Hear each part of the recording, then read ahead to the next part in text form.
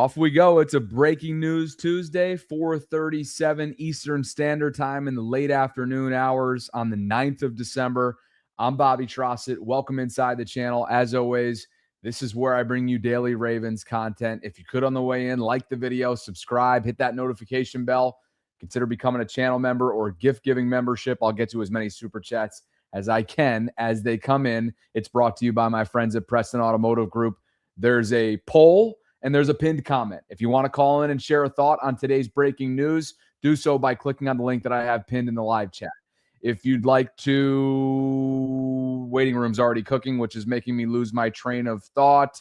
What did I tell you? Vote in the poll. Vote in the poll. What do you make of one of these two moves? What does Eric DeCosta's guard signing really mean? Go ahead and vote, but maybe you want to weigh in on the actual topic. Get educated on the actual topic before you weigh in. So let's do exactly that. Glad you guys are here today. One player in, one player out.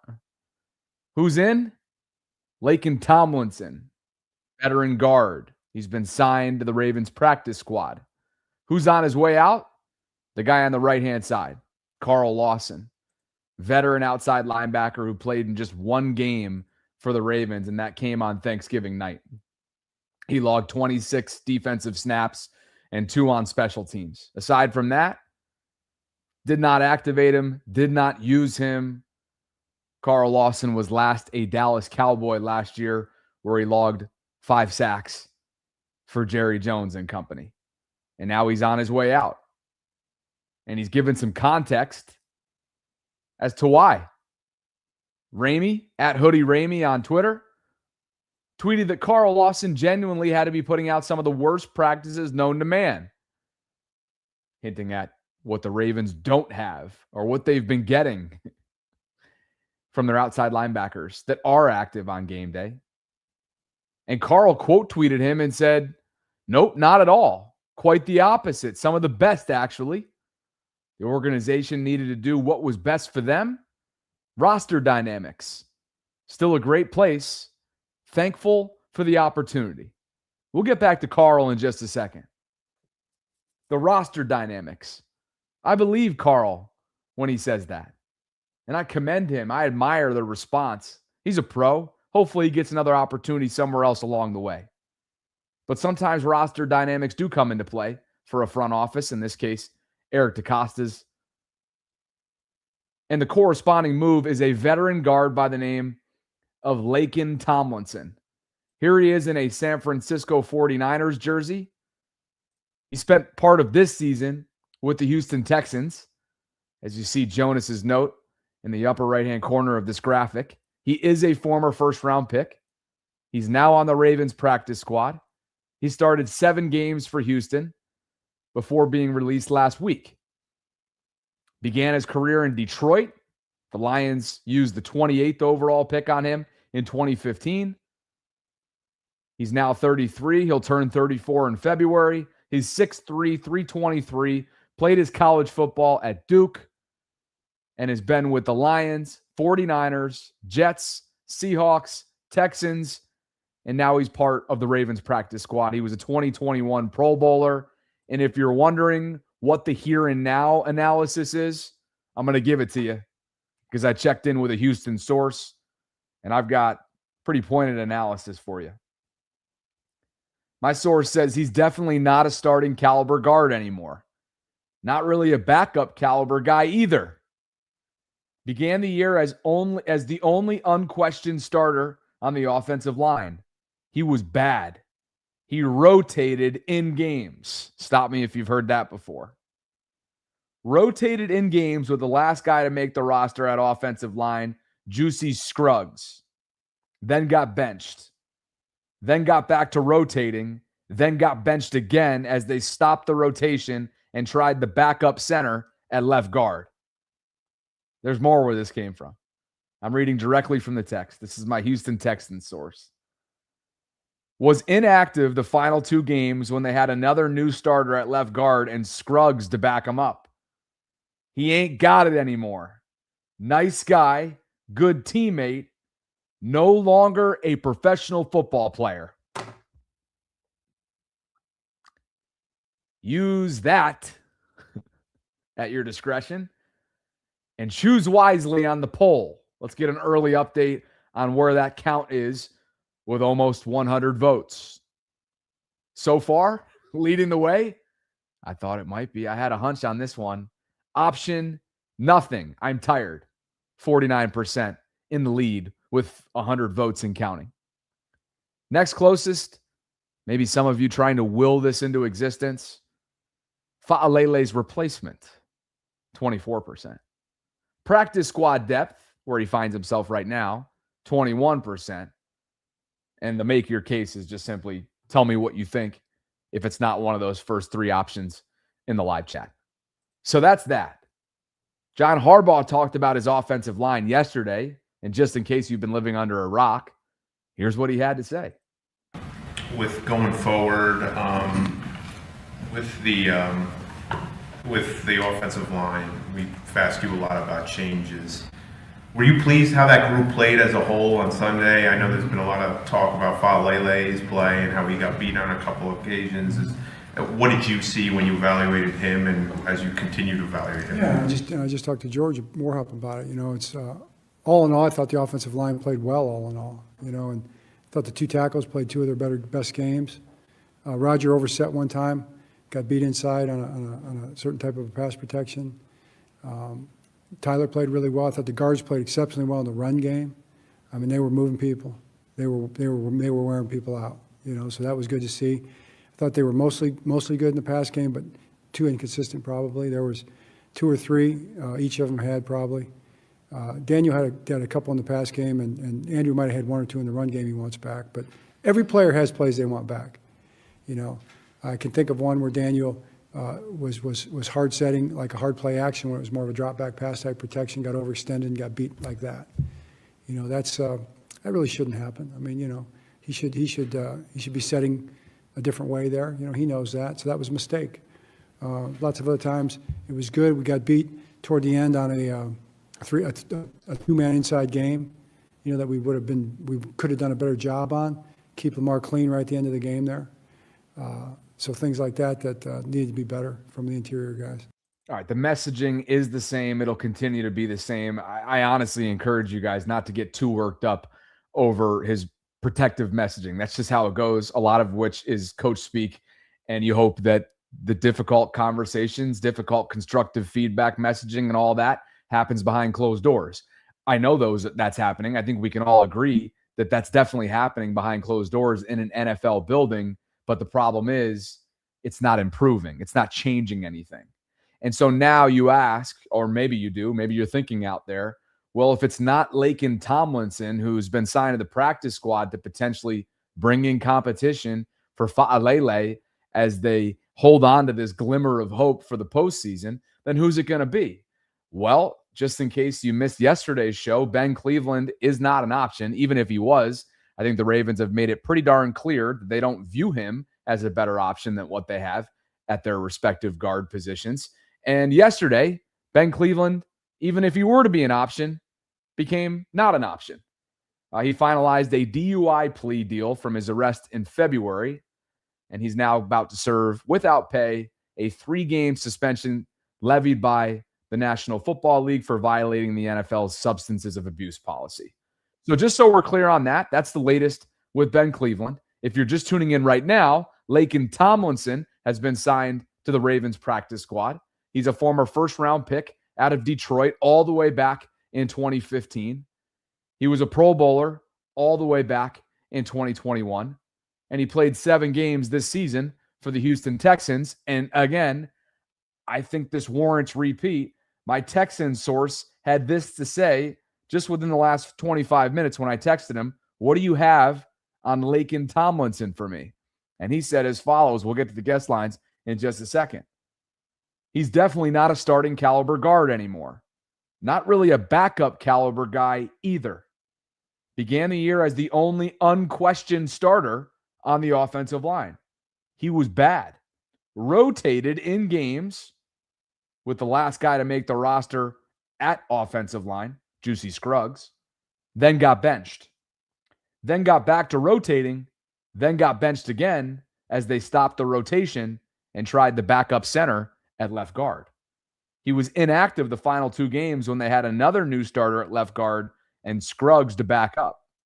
He ain't got it anymore. Nice guy, good teammate, no longer a professional football player.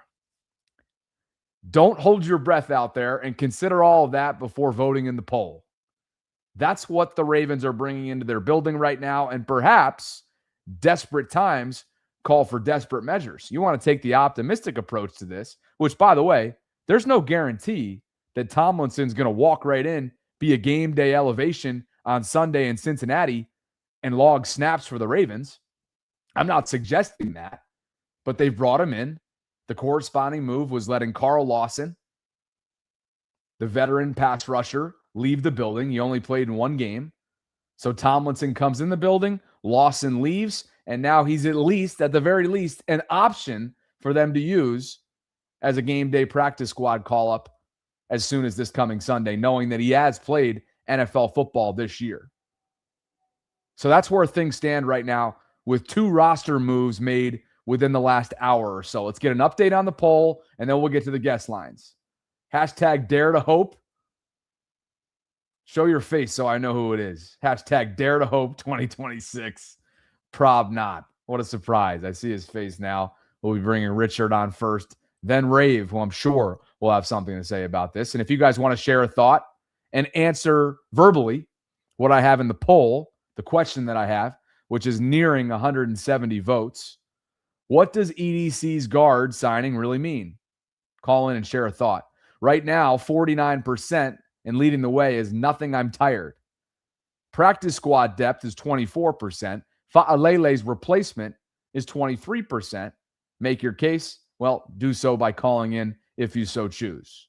Richard, your thoughts on just within the hour here? 2 roster moves. Lawson is gone. He played in just 1 game for the Ravens. That was Thanksgiving night. He had this to say in a tweet responding to Ramey, who suggested that he could very well been horrific in practice. And Carl wanted to make it clear that was not the case. He says quite the opposite. Some of the best, actually. The organization needed to do what was best for them. Roster dynamics, still a great place. Thankful for the opportunity. Classy. What does it mean? How are you feeling about it? Let's open up the lines and begin with Richard. Welcome back, brother. Your thoughts today? Hey, Bobby. I mean, to sum it up, I would say abandon all hope, all you who enter. I have no hope for the season. It's 4 more weeks of torture, in my personal opinion. If the Ravens were serious, and if Harbaugh was serious, when they said it was a Super Bowl bust year, he would have said it was a Super Bowl bust year, because it is. Everyone else agrees. Steve Bisciotti agrees. Apparently he didn't get the memo.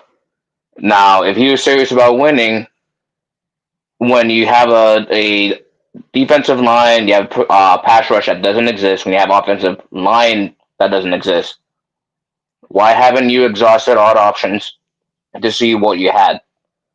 So we never even had a chance to even see what Lawson looks on the field.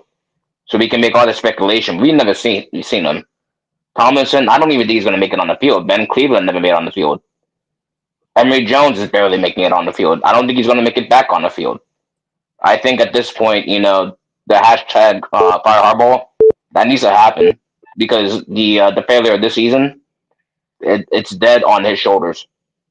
Thanks, Richard. Appreciate the call, brother. And to be clear, as Richard mentioned, this could very well be simply a replacement over the next few weeks for Ben Cleveland, who will not be available as a depth guard, as a backup guard for this team.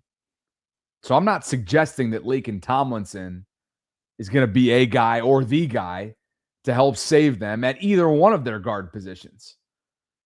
The Ravens haven't given us anything to believe that a change could be imminent, aside from rotating Emory Jones Jr. in what became a couple series on Thanksgiving night with Andrew Voorhees at left guard for his NFL debut. 16 total snaps. I'm not suggesting anything more than, for me, bare minimum is, hey, we needed a Ben Cleveland replacement and a guy that has experience, the guy that's a veteran, the guy that's available, and that was Laken Tomlinson. So he's signed to the Ravens practice squad. Carl Lawson is released, veteran pass rusher, played in just one game on Thanksgiving night, had 5 sacks with the Cowboys last year. Granted, yes, that's with Micah Parsons prior to the trade.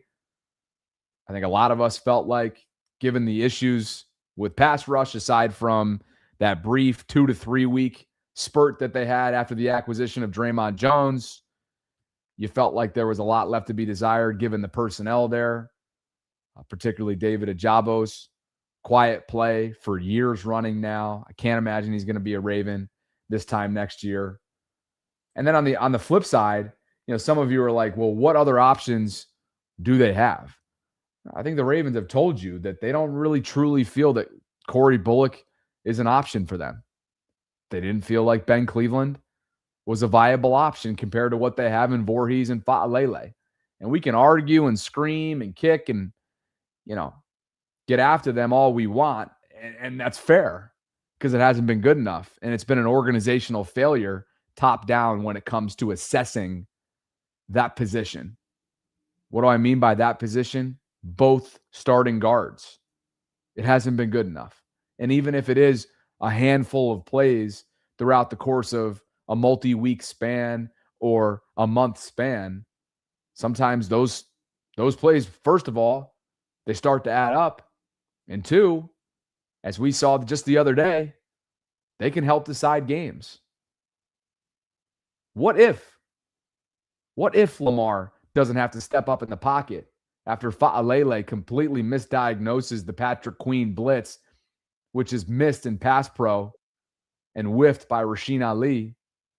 If he doesn't have to, and again, the drop on 3rd down that I'm referring to from Bateman is solely on Bateman. But if Lamar is able to have more time in the pocket there and fire it right to the breadbasket of where he wants it to Bateman's chest, maybe that's a catch. And he's got one man in front of him to miss, to make miss, and a whole lot of daylight. Maybe he finds a way into the end zone for 6. It's that type of stuff. And there were a handful of examples that we got into earlier this afternoon on the Vault with Derek Coleman from All 22 Film Analysis, which again is a weekly indictment, not simply on the players. At some point, Shannon Sharp can get after, and we all can, Fa'alele all we want. At some point, is it truly his fault? Yeah, directly it is, because he's the man in the arena. But who keeps throwing him out there week after week after week, seeing what we all see? John Harbaugh, George Warhop, and all the way at the top, who put the coaching staff in this position from a roster building standpoint, is Eric DeCosta and his Ravens front office. All of which, every single one of those layers that I just mentioned, deserve blame in this conversation. Captain's here. And Captain is calling for a benching. He wants a benching this weekend. Do not hold your breath on that one. Not saying I don't agree with you. Just don't hold your breath. Perhaps it's the opponent. Emery made his debut against Cincinnati on Thanksgiving night. So will he play again in a rotation? Sunday, 1 o'clock in Cincy, a game that the Ravens absolutely have to have. Cincy really has to have it. Back to the guest lines we go. Rave has been patiently waiting to weigh in on this topic. This ought to be good. Yeah, I saw your super chats earlier this afternoon. Welcome back to the program, brother. Talk to me. You think I came to talk about that ugly topic about EDC signing? I came to talk about all 22. You said, hi, 22. I just want to talk to you. You thought you was slick. He said, hey, I want to talk to you because you are a guy that watches. How do you feel about Lamar's inefficiencies and the layups he missed and inaccuracies? Your face changed so bad when he said, actually, I've seen more drops and inaccuracies, and honestly, he's this bad online, the bad scheme, and the wide receivers crashing into each other. And your face went from, you was choked. And what did he say later on in that segment? What did he say later on that segment? Maybe it's just because I'm a Lamar fan. Is what Oh, DC that's said. what we're going to do? You're going to throw that little tiny one at the very end? But he also said, I watched most of it. I watched, and he's a credible person that you watch. He literally said, he was like, yo, I see more drops. I see more of the fact that bad online, bad wide receivers crashing into each other. He's destroying his mentals. He's getting hit hard. You want to bring up the fact that he threw a little off ball. Are you serious? It's a reason he threw off ball. He's hurt. He can't move. He can't trust O-line. You can apologize all you want. You Huh? can apologize for Lamar all you want, which is what you're doing right now. DC's the man. All right. He is the man. I think he wanted to put more weight on those areas that you just mentioned. It's not that he's overlooking some of the inaccuracies. Lamar has missed layups. Yeah, but he for also a month but now. you saw how when he was like, dude, I mean, we could say how he could be better, but I mean, it's like he knew it's like, bro, it's more purely focused on the fact he has a bad online. You're throwing out there that he had inefficiencies or his lack of throwing it to the small layups. Yeah, that's literally because his mentals is jacked up. Who has any strong mental capacity when you get smacked up that much? We just watched a cornerback destroy our lineman, a cornerback. So it's like, bro, at this point, it's like, I don't even banish Lamar like anymore. It's like I saw week 1 against the Bills when he was fully healthy. That man was throwing them balls perfectly, perfect accuracy, nothing wrong. So all of a sudden he can't throw, he missing layups. Come on, it's a mental thing. And that's why 22 got you. You was choked up out there. You was Chad, y'all was there. You are astronomically reaching right now. Okay. I have never sat here and once pointed at one area, one person, one player, one deficiency as the be all end all to help explain what's went awry this year. Period. Okay, so when Sarah brought it up that when Sarah brought it up that what he said, even you was like, wow, that is a little interesting. Even you was like all confused about it and control. Like, hey, he said that. What part? The drops over. He downplayed my question. Saw yes. more drops. He downplayed my question. Yeah, he did downplay the question because and the way he said it. If you looked at his face when he said it, because he was like, I mean, we could say a little bit about his inaccuracies, but he knew that ain't because like, oh, he's messing up. That's literally he has a bad O-line messing him up. He has wide receivers crashing each other. He watched it on film. He showed them crashing each other. Mark Andrews don't know where he's running. He messing up DeAndre Hopkins' touchdown.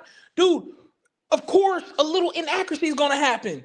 Matter of fact, Mark Andrews smacking that ball, guess what? That counts as a Lamar Jackson incompletion. So please, that's our point. That's the whole entire point.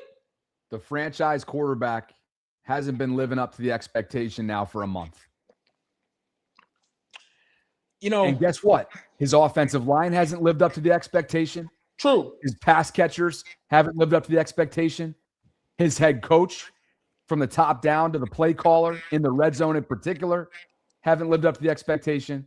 I don't know what come on. What are we even doing here?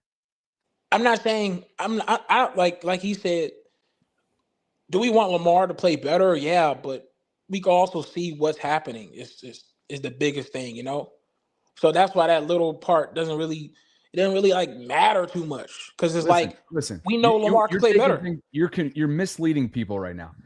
Earlier today on the Vault, Rave is referring to a question that I asked Derek Coleman, all 22 Ravens film analysis, about the missed layups that Lamar has not cashed in on. Not just the specific question was against the Steelers, but we all know it's been for weeks running now. There were a couple plays that stood out to me from Sunday against the Steelers.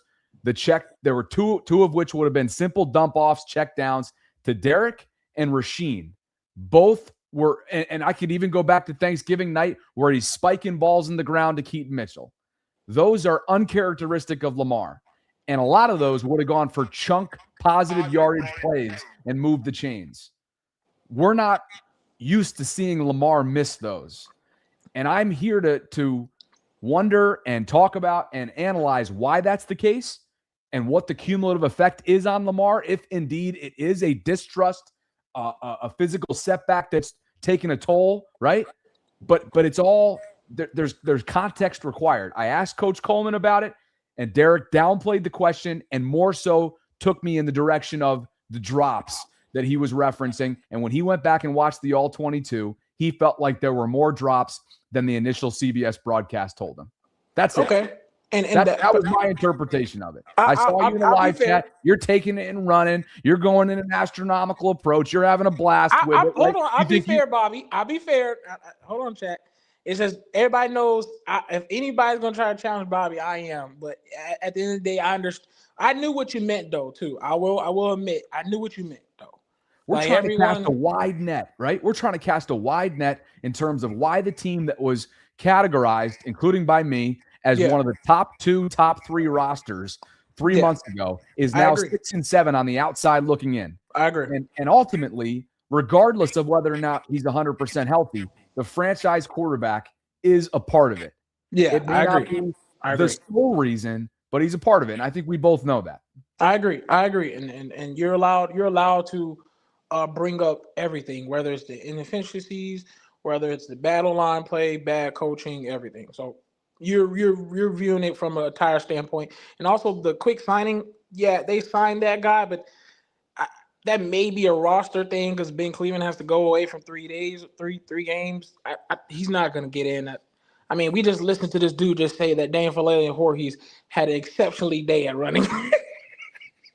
We did cover that extensively, and I think you're on to something there with the Ben Depth replacement. Yeah, Ben Depth. Yeah. Thanks, Rafe. Wow. Appreciate you, brother. Later, man. Guest lines are open. Waiting room's cooking right now. I see Trey's chilling in Columbus. I see Manny Mexico, and I see a couple others down there as well. I see Keymold is back in the live chat. How about that? Keymold. It's been a long time since Keymold graced this here channel, and I hope he really calls in because he's already talking shit. And what a surprise. I want to be sure to, before we get to and EB just popped in. He wants to tell us about his latest movie night, don't you now? Yes, you do. But first, this episode is brought to you by my friends at Preston Automotive Group. You're not safe here, EB. Your dating life ain't ever safe when you're with me, baby. Hey, Preston, thank you for the continued support. They're going to hate me for this read the way that it's starting right now. If it ain't after hours, it ain't for me, right, EB? Bobby Baltimore subscribers receive 2 exclusive offers at any Preston dealership located all throughout the DMV. You do not need to be in the DMV or in the Baltimore area to work with Preston. Shipping across the country is something that they provide, which is one of the cool features of working with Preston. And obviously, it's the sole reason why I have my wheels down here in the St. Pete area. It's my 2023 Ford Bronco Sport that they've been kind enough to work with me on. One of those offers for you guys this holiday season and moving forward is a $500 credit towards a new or pre-owned vehicle. And all you got to let them know is that you're a subscriber of mine. And the available inventory section, by the way, is deep. You're looking at it right now on the screen, which is directly linked in the show notes. Right now, you have 3,871 vehicles to choose from, and you can break them all down by category on the left-hand side of the screen, as you see right there. The second offer is when you buy 4 tires, you'll receive 50% off your alignment. So you can scan the QR code today in the upper right-hand corner if you're interested in learning more. When you shop with Preston, you're joining a trusted team serving Baltimore and beyond. Man, whether it's Eugene, Kate, Josh, there's a tremendous team at Preston. I appreciate them very much. And hopefully you guys check them out.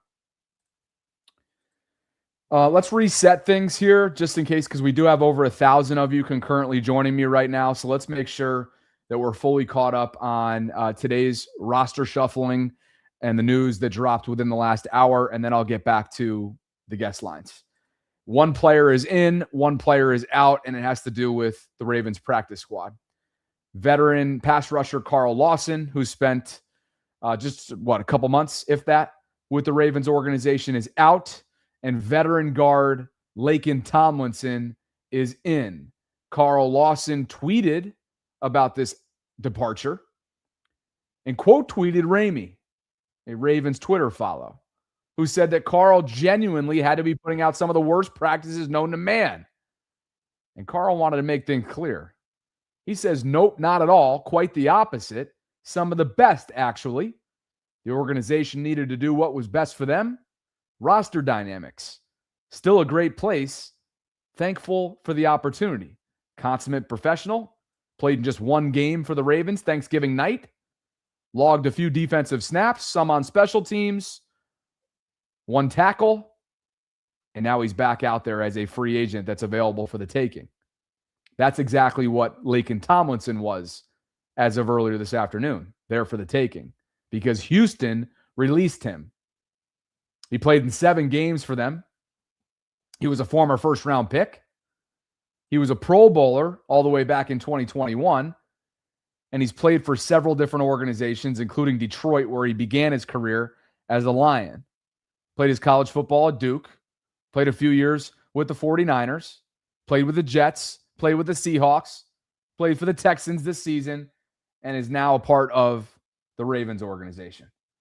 I checked in with 2 sources, one from San Francisco, one from Houston. I'll share these texts with you, and then we'll keep moving. San Francisco's, me. What do you have on Laken Tomlinson for me? Them. He was pretty good 5 years ago. Houston source, me. What do you have on Laken Tomlinson for me? Them. He's definitely not a starting caliber guard anymore. Not really a backup caliber guy either. Began the year as the only unquestioned starter on the offensive line. Was bad. He rotated in games with the last guy to make the roster along the offensive line, player by the name of Juicy Scruggs, and then got benched. Then got back to rotating, then got benched again as they stopped the rotation and tried the backup center at left guard. Was inactive the final 2 games when they had another new starter at left guard and Scruggs to the backup.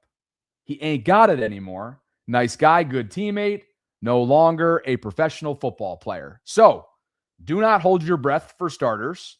This could very well be a Ben Cleveland replacement, if you will. This could very well be depth and an insurance policy for their practice squad over the next few weeks. But that's where things stand, and that's the roster shuffling news that you probably came here for. To the guest lines we go. Trey in Columbus, welcome back to the program, brother. What you got for me today? Hey, how's it going, Bobby? Good, man. So, yeah, man. The switch up on that position, I know we're doing depth. It's that press conference with John was atrocious for me, but I know he loves the battle and keep his guys' confidence up, and it's all about confidence. He always tries to do that, and it drives me up a wall. But I don't got anything else crazy to say other than, man, just seeing how this is all playing out. The offensive line is gonna struggle the rest of the season, and we're gonna have to deal with it. But it looks like we're gonna see Emory Jones next year, at least at guard, or get opportunity.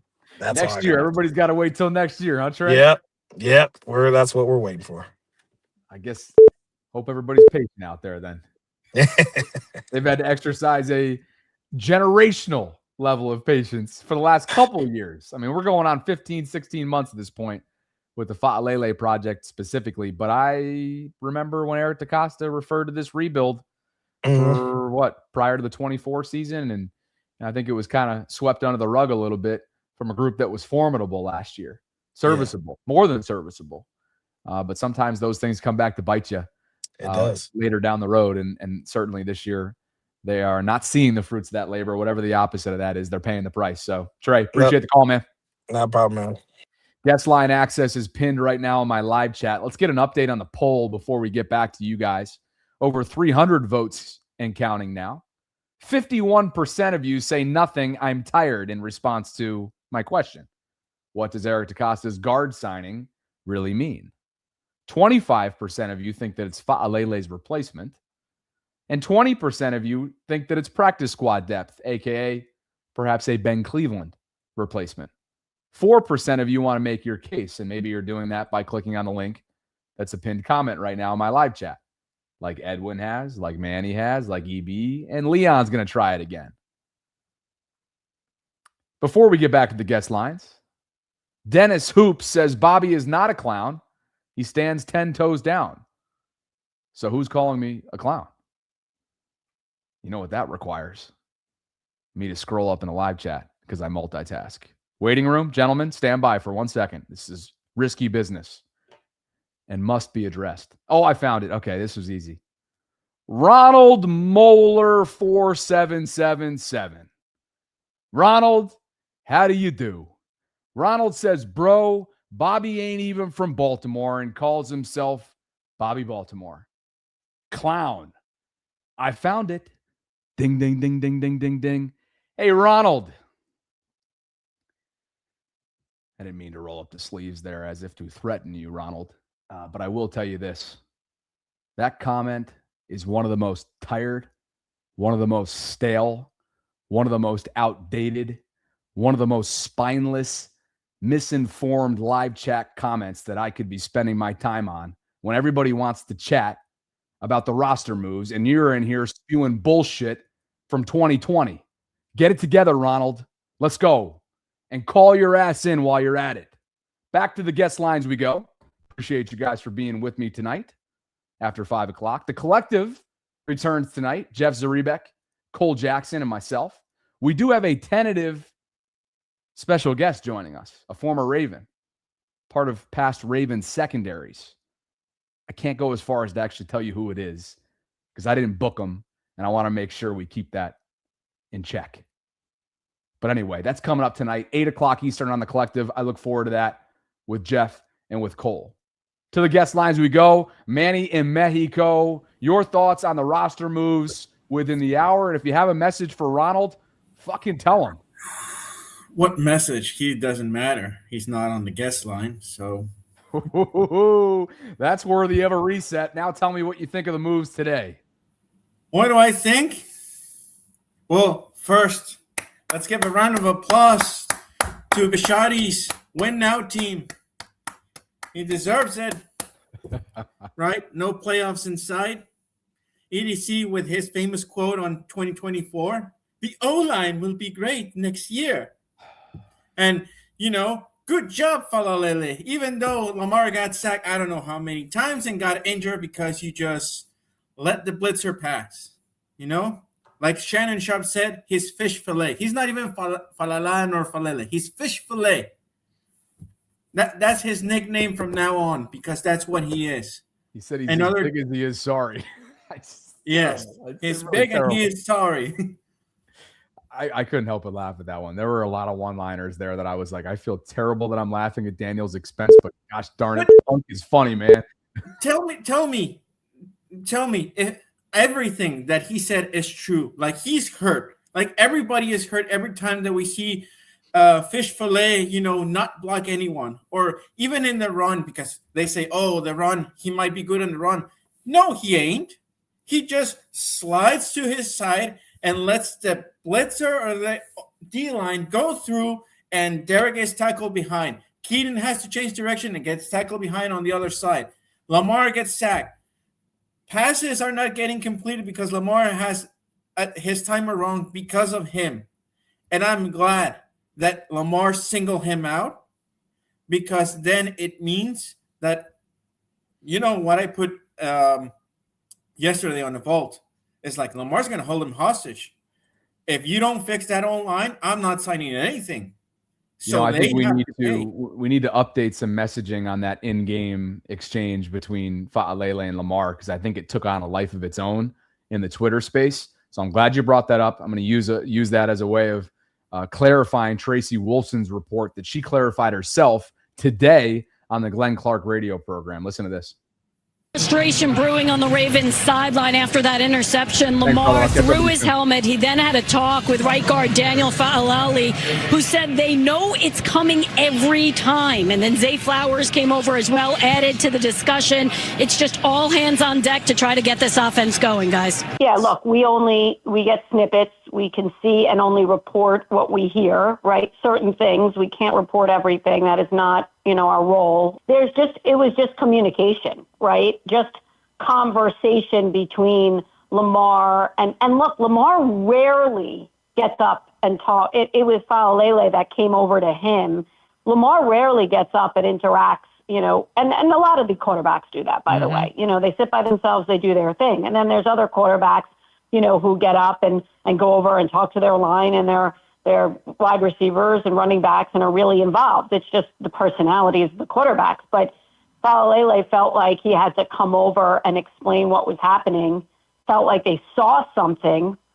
And so, yes, I think it was misconstrued, that report, and I apologize if it came off that way. But it was just more along the lines of they're trying to figure something out here, right? They know something is off, and how can they fix it before it gets worse? And that was early in the game. I do still think there is some disconnect, or, I don't really know. Like I said, it's one game, but there's definitely something off with the offense. And it could just be, Lamar not feeling like Lamar. Just to be clear, that was from, and get us fully caught to speed, that was from the Glenn Clark radio program, Tracy Wolfson, clarifying her in-game report for CBS on Sunday. Back to the guest lines we go. We're reacting to a couple different roster moves that were released and announced within the last hour or so. Laken Tomlinson is your newest practice squad guard. He's a former first-round pick by Detroit all the way back in 2015. He played 7 games this year for Houston. I've already read the text message from my Texan source several times now. The last line is what sticks out to me, and it's pretty simple and to the point. He ain't got it anymore. That's a direct quote. Nice guy, good teammate, no longer a professional football player. So Laken Tomlinson is in. Carl Lawson, veteran pass rusher, is out, and I want to get your thoughts on it. EB, Leon, Edwin, Bentley. It's all chronological order, gentlemen, in terms of how you came in, the timing that you came in on. So EB, Mr. Movie Theater, man, you got butter on that popcorn? Welcome back to the program, brother. Good to see you. What's going on, man? It's good to see you. To speak on the poll that you put out there, nothing. I'm tired. I'm most definitely beyond fucking tired at this point. I mean, I still feel as though that despite what's been said about him, I still feel as though he'll be a better option than the fillet, Mr. Fish Fillet. I mean, it's egregious. Like, it was so many countless times that I saw Fish Fillet in open field looking for work. What the hell? You let Patrick Queen run right by you. What the? And then most of all, what killed me is watching that damn clown of a head coach go up there on the mic and say, yeah, our guys did good. Our guys did pretty good job. Where? Like, it. Hashtag new fucking head coach 2026. Also hashtag possibly a new GM. Cause I'm putting the blame on both Harbs, three individuals from the top down. EDC, John Horrible, and George War Horrible. Yeah, War Horrible, because you're the offensive line coach. What in the hell are you fucking seeing on that field? John Horrible, what the hell are you seeing on that field that apparently everybody else is seeing? And you really decide not to do anything until the shit hits national. When national analysts are talking about it, now you feel as though, okay, all right, let's quickly do something. I'm tired. It's national, all right. It's national, all right. Just to be clear, if you guys were living under a rock the last couple of days, it got national. Stand by for 1 second. Yeah, shouldn't be allowed to be that big and that sorry. That needs to be a prerequisite. If you this big, you got to be good. This man, he can't block the sun out of his eyes, let alone a defensive lineman or an extra blitzer coming. Let me. What number is he? Don't say 77. 77. Filet. Yeah. Okay. Filet. Yeah. He fillet. Fish fillet. Fish fillet. God damn it. EB, I'll catch up with you soon, brother. Thanks for the call. Appreciate you. Guest line access is pinned right now in my live chat. I had to do it. I mean, Shannon was on a epic 16+ minute long rant. It took me all of yesterday morning to get that show ready. TwatSwat22 says, Bobby, you need to play the audio from the mayor when he was on Glenn Clark's press box radio after the game on Sunday. What did I miss? Because we just shared Glenn with Tracy, or Tracy with Glenn on his show, clarifying her in-game report. So what did I miss, TwatSwat? Appreciate the super chat. Appreciate all of you guys for being with me. Over 1,600 concurrents. Big show. And I hope you'll join us tonight on the Collective at 8 o'clock Eastern while you're at it. Saran Addict 9602. Is it Saran? He says, I don't think Bobby's a clown. I just think in the beginning he was pro management. And now Bobby really sees the flaws that are crippling the team, in my opinion. You know what's funny about this, guys? I hope you'll consider this, because apparently I caught people totally off guard within the last week or so when I said that outside of Sarah, who's on a different level of fandom when it comes to Lamar, I think I'm as much of a fan of Lamar when it comes to the competitive spirit, the greatness, how lucky I am to cover such a dynamic, historical, transcendent athlete as anybody is. I consider myself extremely lucky and a fan of his greatness.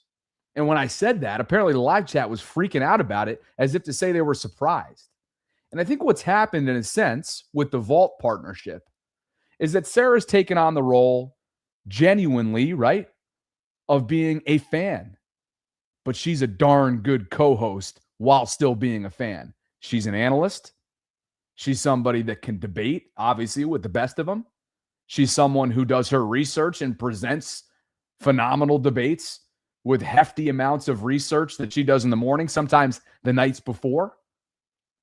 But at the end of the day, she has a great level and amount of admiration, fandom, and love for that organization, where she spent over a decade as an employee, so much so she has a ring that I put on my finger once, the Super Bowl ring from the 2012-2013 group. And so I think naturally, when you co-host with someone that views the team in that way, and I'm not saying that Sarah ever allows, and this is what I think she's really good at.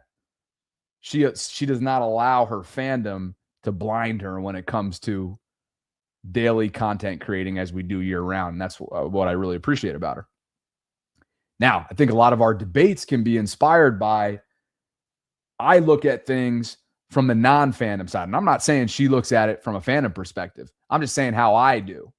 And I think sometimes when I come into, when there's friction between me and some of the diehards out there in the live chat, it's simply because maybe I'm not giving them what they want to hear. Or perhaps I'm taking on what I know is a natural personality trait of mine, which is very naturally a contrarian. I'm looking at things sometimes down the middle, sometimes from a neutral perspective, sometimes from, hey, I could see both sides, sometimes from, how would a non-Ravens perspective view this and articulate it? And so you could see how those two things mesh well in the form of balance, but also can create friction in the form of majority of our audience being on the fandom side of things. And I get it. I really do, because none of this goes at the end of the day without that diehard fandom. So I appreciate that. Where I was going with that, though, and I got to get back to the guest lines here in a second. We'll go Leon, then Bentley, then, oh, boy. The waiting room has somebody that's lighting up down there, and this is going to be something else. Yeah, he's flipping me off. He's coming in here like a bat out of hell, and that is the Carolina crazy man, Mr. David Cure. Oh, this is going to be good. Everybody buckle up for that one. We're going to give you a 30-second timer, you mofo. Looking forward to chatting with you in a couple of minutes. Saran, just to finish up this, put a bow on it. There was a time years ago, and this is in response to Saran's comment that said, I don't think Bobby's a clown. I just think in the beginning he was pro-management, and now Bobby's really seeing the flaws that are crippling the team. Guys, one of the first videos that I did that got some good traction when I got into this space full-time after I was let go by Ravens Radio was, and I'm paraphrasing, was a video that I titled The Ravens are dying a slow death. Here's why. And it was all about what they didn't do to maximize Lamar Jackson's rookie contract window. And a lot of that had to do with team building and spending, or lack thereof, around him from a playmaking standpoint. Most specifically at the pass catcher. They took swings, sure, in the draft, but they weren't willing to spend. And they still, to this day, have not brought in a true bona fide X wide receiver that's in his prime. And they haven't drafted one of those players either. And that's no disrespect to the Zays and the Hollywoods and the Bates. I'm talking about the prototypical number one. D-Hop was once in his career. And my God, does he show still to this day flashes that he was and still is that guy in a smaller sample size. Which does remind me, before we get back to the guest lines, John Harbaugh was asked about the usage, the limited usage that is, of DeAndre. And almost indirectly, yet again, to me, my interpretation was, hey, Todd, can we get this guy more involved, please? And DeAndre Moore, you got a couple throws. Just kind of sometimes it's just the way the game goes a little bit. But, he's not out there all the time. He's not. I don't think he's at the stage of his career where he's going to play every play, So, when he's out there, you really want to, and we've talked a lot about this, trying to be intentional about him being out there for specific purposes and to do the things that he does well, which we all kind of know what those things are. So I will say that, like, if you go back and you watch the game, you're going to see him playing his tail off. I mean, he's running routes. He's fighting to get open. He's blocking. He's competing. He's doing everything he can. And that's what I admire about him and love about him. He's just become one of my favorite players ever, and we are gonna be friends for a long time, and he and I have had a lot of these conversations. But yes, this next game and these next 4 games and into the playoffs, let's get him involved more. We really need to try to do that. We have been trying to do it. We can do it. It hasn't fallen for us, but I still believe he's going to make plays for us that are going to matter. I'm not alone in sort of the tallying that might get to a second hand in terms of the instances in press conference style settings where John Harbaugh has either named him by name or made indirect comments. And I'm not saying that was egregious by any stretch of the imagination, but clearly a plea is a strong word. But clearly John's dissatisfied with DeAndre's usage so far. And when you're coming off a game where you're 7 for 18 on third down, you better damn well not be satisfied with that. DeAndre's the third down he's a savant. Use him on third down situations. I swear to God, you can look at the team stats this year, and sure, it's not been like DeAndre has 17 receptions on 30 targets for 257 receiving yards, 2 touchdowns. So it's nothing crazy, right? That averages out to 19.8 receiving yards per game. But of those 17 receptions,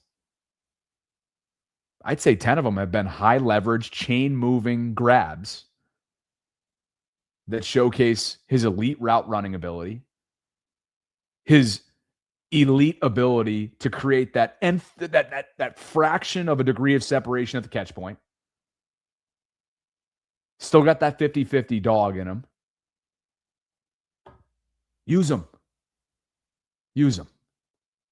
Anyway, how did I even get there?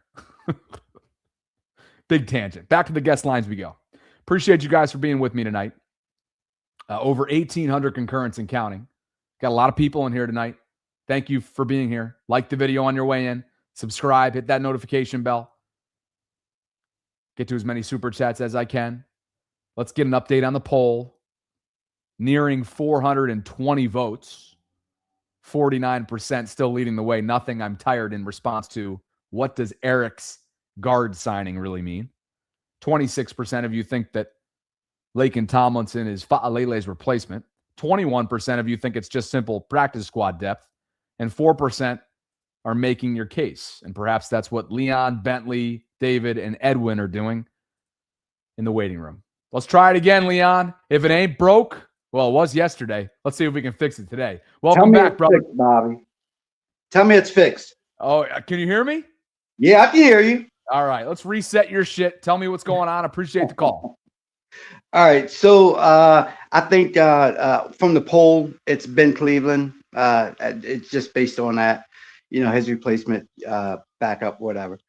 So, but I wanted to talk to you. I know you say a lot about Lamar and so forth, and some of it's valid, but that's just from a player.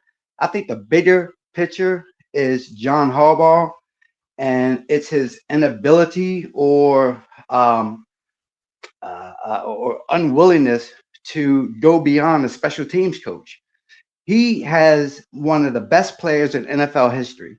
You need to be joined by the hip with that guy. If you look at Andy Reid, he's over there with Mahomes. Look around the league, all the coaches with the big quarterbacks, they're right there with him. Harbaugh's not.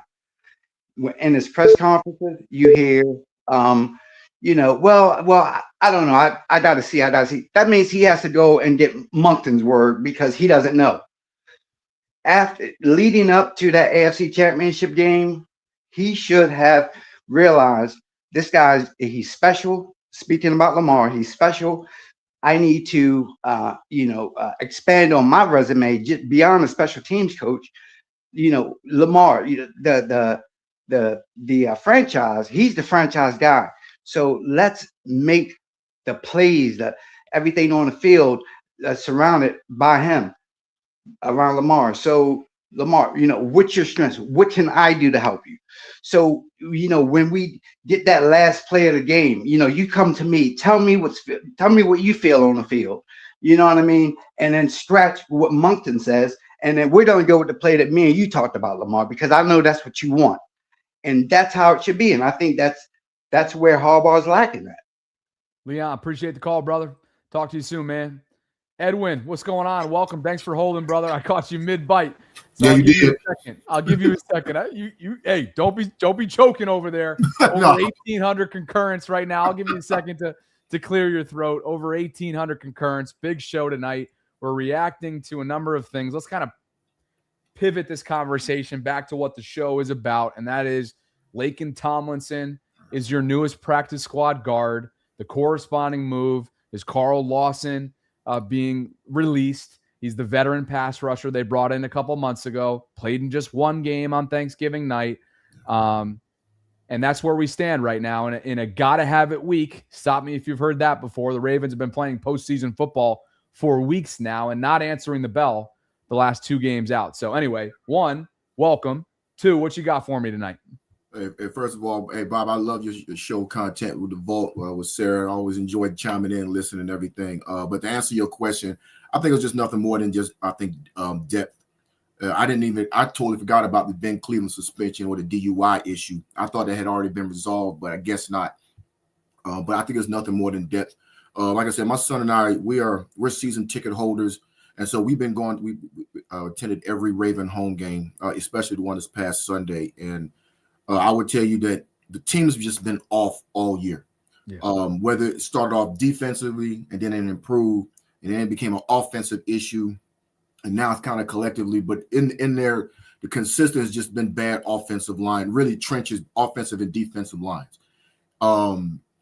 It's too bad that Falele has been getting a lot of bad national press, and honestly, deservedly so. His play is that bad. It's that bad when they show you on the jumbotron how bad you are. People just laughing. I give about 15 more seconds, but basically, it was just it was hilarious, but at the same time frustrating to watch. And I think this is probably just a last gasp of us trying to make something good because despite everything, we're really only one game back. Because Pittsburgh could mess around and wet the bed next week against Miami, who's surging at home. Well, we got to take care of business in Cincinnati, and Cincinnati just lost a heartbreaker. Yeah. So if we get that game Sunday and Pittsburgh loses Monday, everything's square with about 3 weeks to go, and anything can happen.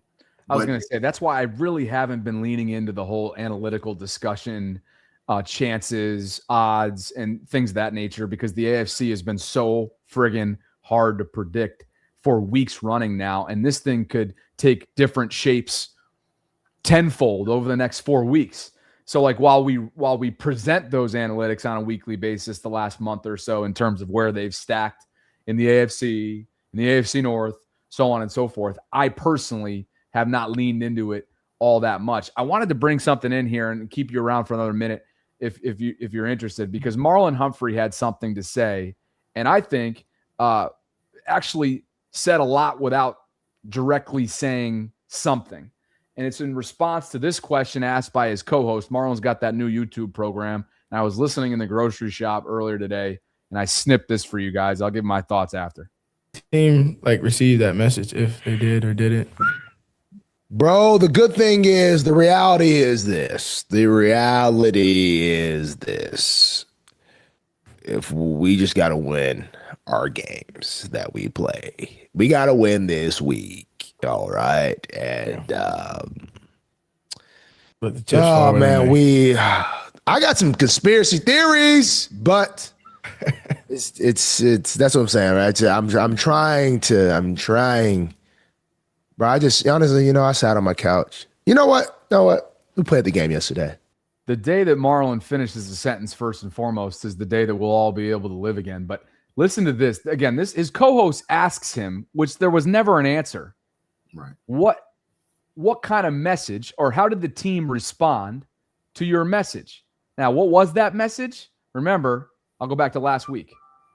Man, how you play will speak way louder than your words, and I think if you can't get up for this one, every game you play in the NFL is very meaningful, but if you can't get up for this one, I think that shows something about your character. I think that shows something about your will, and honestly, I think that just shows if you are a Raven or you're not a Raven. I think how we come out this game, how we prepare this week, will kind of do echoes not only for this game, but for the rest of the season, because we're basically in playoff football right now, so it's kind of, it is, they say there's no game, a must-win game. This is definitely a must-win game. We have not played great complimentary football really all year, and it's time. We worked really hard to get to where we are. Yeah, do we like our record? No, but do we have everything in front of us? Yes. So I think, like I said, man, it's time to show it. We've talked all throughout the years. I've made bad plays. Everyone's made bad plays. Everyone made some good plays. But now it's time. Come together. Have your brother's back. Make sure your brother knows what he's doing, so we can go out here, be on the same page, execute.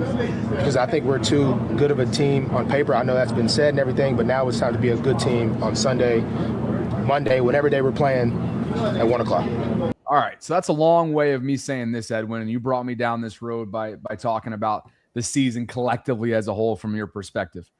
And we'll echo what Marlon had to say. They have not played one complimentary game. I'm talking 4 quarters the entire year, start to finish, and they're 6-7 as a result of that. For a chunk of the season, it's defensive deficiencies. And statistically, piss poor, bottom lower third of the NFL for the opening month. Right. Then Lamar goes down. We all know what transpired over the course of those weeks. Lamar comes back, and it's an uphill battle, not only in terms of where they find themselves trying to dig out of the 1-5 hole, but also an uphill battle for Lamar physically. And now you're starting to see some of the defensive deficiencies, albeit not nearly as astronomically poor as they were in the opening month, probably related to Alohi coming in and Draymond coming in.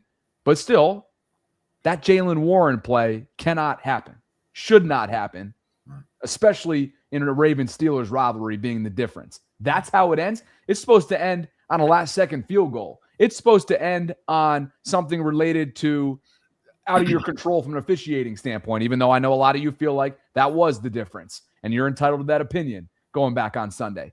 The reason why I bring this up is Marlon has been the most outspoken Raven for weeks, if not months now, and I think based on that first clip that I shared from his podcast, he's got nothing left to give. He will continue to give it because that's the type of player he is as the longest tenured defensive Raven, but there's nothing else to say. This is not a complimentary football team. This is not a playoff team. And we'll see if that ends up being proven wrong over the next month. Yeah. I agree. They haven't played complementary football all year. I'll keep this quick. But basically, I don't even know if they know who they are. I take a look at the team like the Chicago Bears. And last year and the year before, they were really so bad. But this year, they have an identity. They know who they are. They know what they want to do. And what showed me was when they got down at Green Bay last week and they came fighting back, doing what they do best, running the football, being able to be opportunistic. They weren't necessarily the greatest on defense, but they took their opportunities. Buffalo's another example. They know who they are when it matters most. This team, for as talented as it is, don't seem to quite know or understand who they are and truly what they want to do. And sometimes I think that comes out in the offensive scheme, that comes out in the defensive scheme.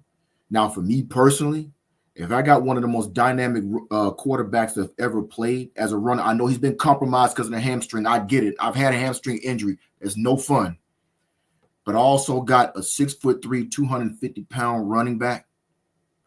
I'm going to do something. And then I got a Hall of Fame receiver in DeAndre Hopkins, or soon to be, that can be able to move the chains. I'm not asking him to be a 1,000-yard receiver. Just you got him in there for a reason. You got to be able to use those pieces and use them effectively. It just comes down to the Ravens beating the Ravens in this case. And that last Sunday, even though I disagree strongly with the referees' calls and stuff like that, what more happened was the fact that not so much the referees was bad, but we had opportunities to win that game, and we just didn't take advantage of it. That's really what it came down to. And we was all walking out of the stadium. Not one, at least where I was sitting at, because I was sat like right when the entrance of the tunnel when the Ravens were coming in. That's where we sit at. Yeah. When we were all walking out, not one of us, at least that I heard, pretty much blamed really the officiating. We all pretty much agreed we had our chances to win, didn't take advantage of them. Some poor play calling and or execution, and that's just what did it. Yeah. More so, I would say more so than the bad calls. And you can't have that. So I think for the remaining of this week or the 4 weeks, they're all winnable games, believe it or not. But we just got to find a way to something that we haven't done all year, and that's play true complementary football, get back to our identity, which is honestly running the football, being able to win in the trenches. I know this year is going to be tough winning in the trenches because of the challenges we're having there. But we have to be able to execute that as much as we can, the best we can, so we can keep Lamar upright, keep everyone engaged, and therefore, and let whatever happens in the fourth quarter. If we do that, I think we'll be okay. Much like I know you and I were, at the game in Buffalo last year, this year in the playoffs, was bone cold that day.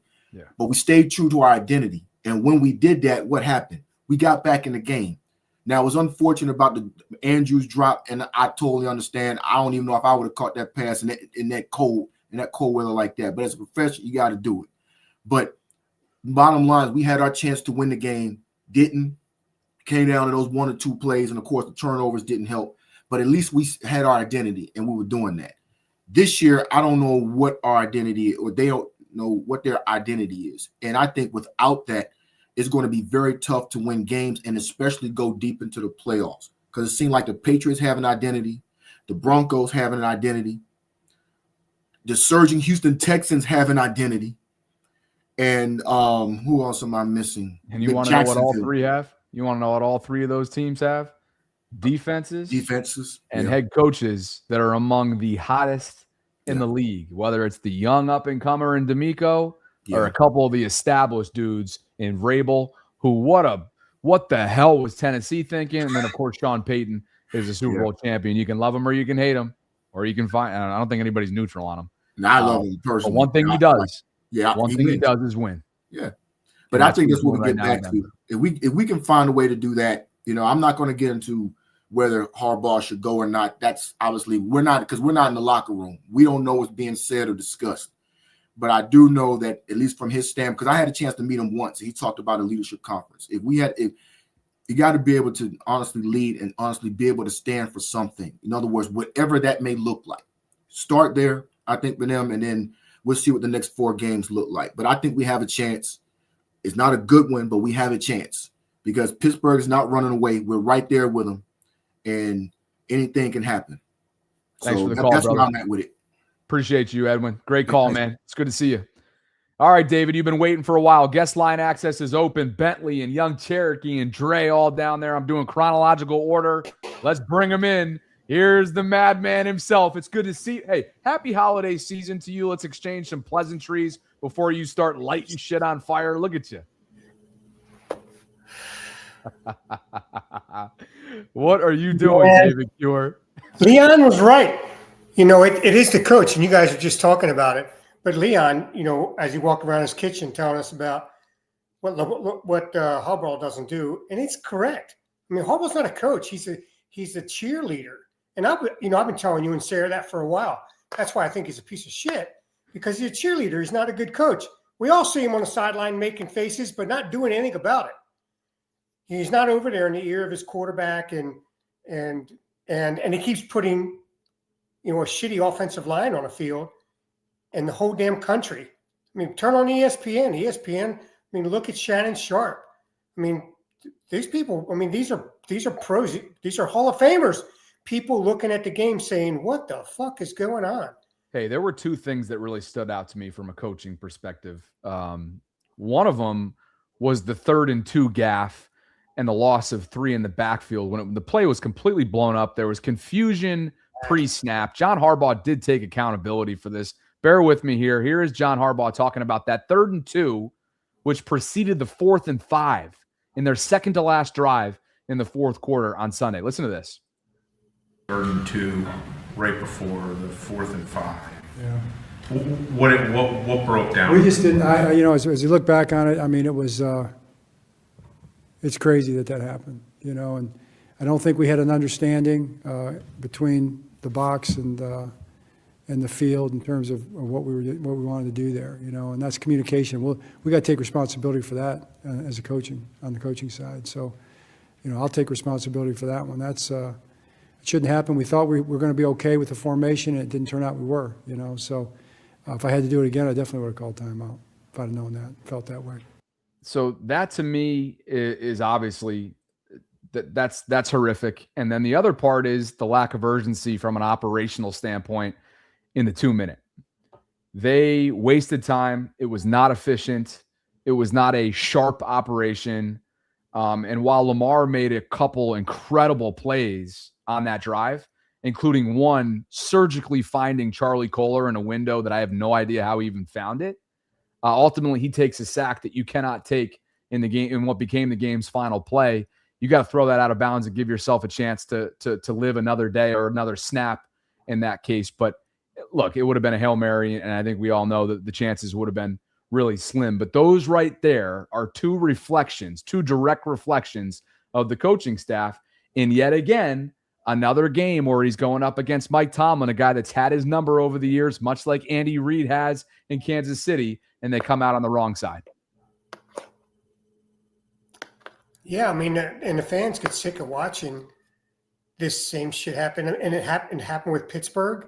Oh my God! I mean, it's, you know, everyone is sick over it, but you know, really, I think the identity stuff that this Laus fellow that you had on talking about, you know, our team doesn't have identity.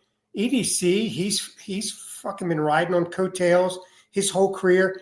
I mean, these guys have put together just a bunch of crap. You know, there's some single individual people who are probably good on their own, but like our team doesn't have, other than having one of the greatest athletes to probably ever play quarterback. As a quarterback, the rest of it is a bunch of crap put around him. And that's what's really baffling everybody. How do we not have like just one of the highest paid offensive lines in football? I mean, what the fuck were we thinking? I mean, and I can't believe Lamar has been as modest about everything that he has said with regards to publicly publicly with regards to his, you know, his career. I mean, dude, is there a team in the NFL that wouldn't bust their fucking balls to have Lamar, to take him in a trade? I mean, every other team would, and would do way better than what we see put on the field for Baltimore. It's really difficult to be a fan and to watch this stuff go down week after week. Even our wins are really fucking gut busting because we barely pull them out. I mean, maybe we have one or two games of one decent, but I mean, we sweat our fucking nuts off, and here we are at 6-7, and we still have a fucking legitimate shot of winning the fucking North. We have a this is not a legitimate told shot. you so. This is not a told you so rebuttal, but to what you're talking about right now is the exact reason all throughout the 5-game win streak that I just kind of was not only tempering my expectations, but at least suggesting to my audience for them to temper theirs. Because when I look back at this, yes, Miami was in the middle of that win streak and is now squarely involved in the hunt at 6-7 alongside Baltimore and Kansas City. Okay. And you take the Chicago game out of the equation as well, because they're going to be in the NFC playoff picture, no question. And that was a game that was started by Tyler Huntley. You take those two teams out, the Minnesotas, the Clevelands, and the New Yorks, they're all wins, including Chicago and Miami. But none of those were wins that made you feel like, aside from the second half in Miami on Thursday night, that this team was showing signs of what it was supposed to be, a complementary football team that could run the football effectively, that was efficient on third down, right? That was dominating the red zone. Let me tell you, I'm gonna let you in on a secret, Bobby. I think the fan base gets frustrated with you, and I'm one of them, dude. I fucking call you more than enough names. But listen, the fan base is frustrated with you because we hear what you have to say, but what we also know is that as a fan base, we know we have Lamar Jackson and we can win any fucking game, any day of the week. And because we know that, it's really difficult to kind of hear the kind of naysaying on the side with regards to, and we can read you like a book, dude. You wear your emotions on your sleeve. When Sarah was calling out Falalele, was it yesterday in one of your videos with her, and dude, to watch you sit on the side and look for an opportunity to find something wrong with Lamar, and every person tuned in knows we're watching, and we see it. And like Sarah is spot on.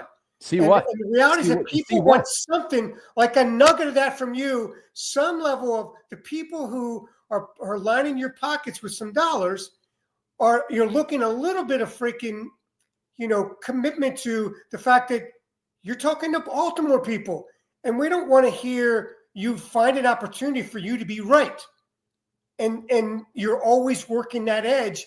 And folks know it, brother. And I'm just letting you know. And, like, people aren't idiots. They read things, they see it, and they have some expectations. They love the fact that you give a voice to Baltimore football, and there's a lot of people tuning into it. But at the same time, dude, you got to let up a little bit. And Sarah's you follow her lead a little bit, brother. Falalele is a piece of crap. Don't look for Lamar to have a problem, or look for a problem to be had with Lamar, when really he's got fucking worst offensive line in football. The worst offensive line in football. Maybe there's something out there, but no one knows any other teams that are worse. I mean, so anyway, FYI, I know that shit like that's tough to hear. I just hope that my employer is not fucking watching. That's all I know. You're sorry. You know what? I'll catch up with you soon, David. Appreciate the call. It's good seeing you, man. On the Lamar lines, before we get back to the guest lines, one thing that you guys are always guaranteed to get when you pop into this channel and support, whether you're a subscriber or not, is unfiltered conversation from yours truly. Somebody that had the privilege of working with the Ravens flagship radio stations for years and having access. And now, for 4 years running, somebody that has the privilege of running his own content company, starting from scratch, and building this entire operation out over the last 3 or 4 years, including the vault, most importantly, with my co-host, Sarah. She and I have two different views on many things when it comes to the organization. But one thing you will never not get from me is a filterless approach to commentary. And if that ends up being critical some days of Lamar, so be it. That's not a direct reflection of my views of him as a person. That's not a reflection of anything other than me being me every single day and trying to be as consistent as I possibly can. Fair, consistent, accurate. That's what I strive for every single day. Period. There's no agenda. There's nobody calling me, telling me what to do, which is exactly why several years ago, when Ravens PR nixed our opportunity to interview Todd Monken, I told you guys about it. That's exactly why I told you guys about it. If it wasn't filterless, I would have hidden buried that. Now, you could argue whether or not, was that the right decision that I made? Did it serve anybody but my ego at the time? Probably not. But I was upset and I talked about it and I tweeted about it. Probably shouldn't have. When you look back at it, some emotional intelligence perhaps could have been necessary there. That's after the AFC Championship game, by the way, is what I'm going back to, the offseason after the AFC Championship game. But the point is, if there was somebody handcuffing me, if there was an umbrella, if there was somebody monitoring my day-to-day commentary and content here, right, you'd know about it. And that's not the case.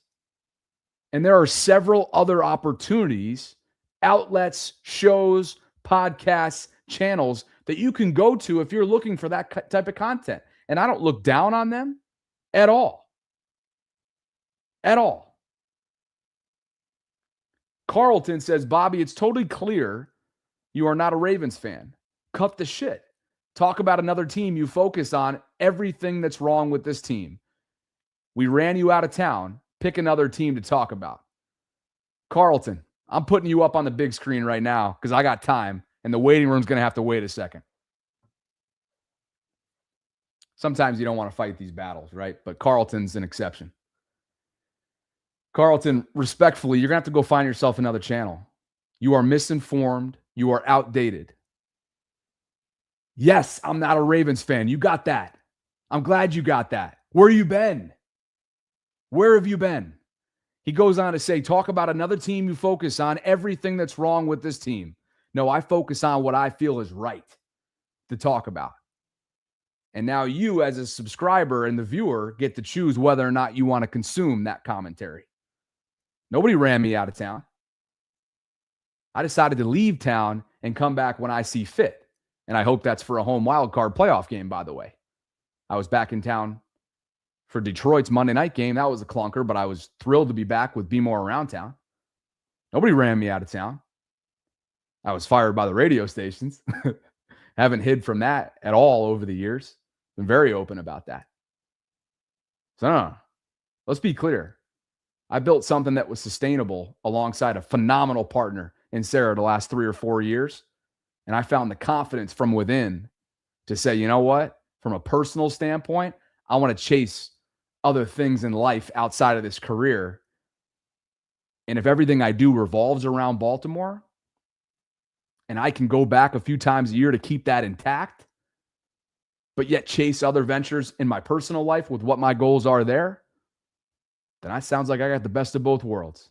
And here I am in St. Pete working remotely, working my tail off to bring you guys year-round content in the form of 2 different channels, 3 when you add in the collective, which is coming up in 2 hours on the dot from right now. And that is genuinely how it goes. There is no agenda-driven approach to this channel. There never has been. There never will be. And there's nobody monitoring what we do here. I have a great amount of respect for every single one of my subscribers for their support. I have a great amount of respect for fandom and the organization and Lamar and these professional players who put it all on the line and are less than 1% when it comes to what they've achieved. It stops and ends there. Anything else is narrative-driven bullshit that's taken on a life of its own because of one YouTube channel or one tweet from the lunch break hot take crew from last year who got after me for a nickname that I decided to brand myself around that was given to me by my audience. That's it. It's as simple as that. Back to the guest lines we go. I got time. And I will always take the opportunity to clarify this stuff because things take on a life of its own. I've been sent the Reddit threads.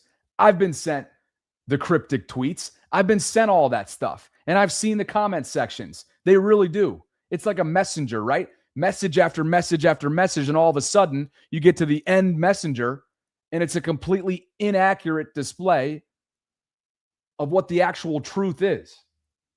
Can we be better at that? Let's be a little bit more polished. So come on, Carlton, call in, baby.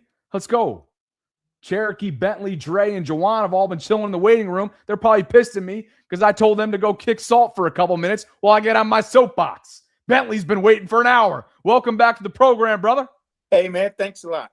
Listen, that last caller nailed almost everything I wanted to talk about. On point. Claps to him because he was on it. But here's my Edwin. You referring to Edwin or David Cure? The last guy. I don't know what his name is, but David was lighting up. Lighting up. Yeah, David is my man. Okay. Hey, let's not give him too much credit now. No, right? David is the man, especially because he can get on. Well, I'm gonna leave that alone. But here's my point. I listened to the word salad with John, right? Okay. He actually said a rookie was not as good or better than Falele or Voorhees. So that means that he thinks the rookie was worse. And nobody touched on it. You can't be okay, but you're not as good or better than the worst people you have on your offensive line. Nobody. That's why I wanted to get on the collective and talk to that media guy you have on there. Because, I mean, why would he say that about a rookie? Well, Jeff, look, Jeff is getting out. Jeff Zrebeck is who you're referring to. He's my co-host in the collective. 2 hours out from tonight's show. But Bentley, Jeff's busting his tail, man, at these press conferences. He's the one asking the questions that you guys all want to know the answers to. He didn't answer John when he said he was basically worse than a 2 or 3 year. Well, both of them are like 2-year players. So if I was Emory Jones, I would feel like shit. Because he sees how these guys are playing on TV. They see the tape. So you telling him, a rookie, that he's worse than the worst 2 guards we have on this team on national TV to the whole world, his family and everybody. He said he was not as good or better than Falele. Hey, we're about to see. They just brought in a guard. We're about to see what happens. If I was Lamar, I've been saying this since he was supposed to sign that first contract when they did the collusion gate. The Ravens was in on that. If I was Lamar, I would not re-sign with, and I love the Ravens and the Baltimore Orioles. I'm a Baltimore sports fan all the way through. If I was Lamar, I would not re-sign with this team. Thanks for the call, brother. Appreciate you. All right. Bentley Beemore has become a friend, haven't you? We've become tight over the last couple of weeks, haven't we? Remember, Bentley was one of those ones that was talking in the live chat, and I made sure to invite him on cordially, and he accepted that invitation. And now look at that. Isn't that the beauty of it? I love when that happens. David Cure was one of those, by the way, back in the day. He would say the worst shit in the live chat. So I finally said, get your ass in here and call in. You're damn right he called in, and now we're boys, even though he lights up on the program, which is not allowed. Shouldn't I tell him that? I think I've done worse. Young Cherokee, back with me. It's been a minute, man. What's going on? Going on, baby? Good to see you, brother. DC's finest is in the house. Most def. How you doing? How you doing? YCP is here. All right, man. It's definitely been a while. Hold on, I got like a little relay kind of step back. Hey, why don't you come in and come in and come out, all right? Because you do have a little bit of a delay on you. So come on in and then come on out and then come on back in, all right? Jawan, if you can get that camera on, you are up next. Stay tuned, says Bobby. If you got anything to say about 8, come say it to my face. Come to the bank and let's see. I'll bring Mark Ingram with me. Stay tuned. Your ass is going to be planted, preferably into the turf. What's up, Double J? I got to get back to the, unfortunately, I got to get back to the timestamp just because I got to get ready for the collective and whatnot. But it's good to see you again. What you got for me tonight? Yeah, man. I just came on to kind of defend you a little bit. I was late on the stream and I saw Rave going at you. And I forwarded up and I seen the older white gentleman. He was kind of giving it to you a little bit. But yeah, both of that was bullshit, by the way, guys. Make sure that, let me be clear on that, all right? I walked Rave back on that. That was ridiculous. And then Cure's going to cure. We know what David does. Right. But no, look, I feel like my pushback against you, Bobby, is, and I feel like it's understandable because you got to do your job. You know Sarah, and you know she's a diehard Raven fan, and her takes are going to be a little skewed a little bit, you know? So I feel like in situations, even in a situation when I was talking yesterday, you were thinking about what I was saying, and you were kind of in your mind thinking of what's the devil's advocate. Maybe, okay, well, what can I, bring to the show? But I feel like in your mind, you got to kind of, where can I be right down the middle? Don't try to go all the way to the other side, right down the middle. Because I feel like sometimes you reach a little bit. And why I say you reach a little bit is because yesterday I was talking about Aaron Rodgers and how he was getting to those checkdowns quick, And I feel like you straight went to, okay, well, why is Lamar not doing it? Why is he missing those checkdowns? I was trying to say it's more so the coaching. Why are we not coaching it that way?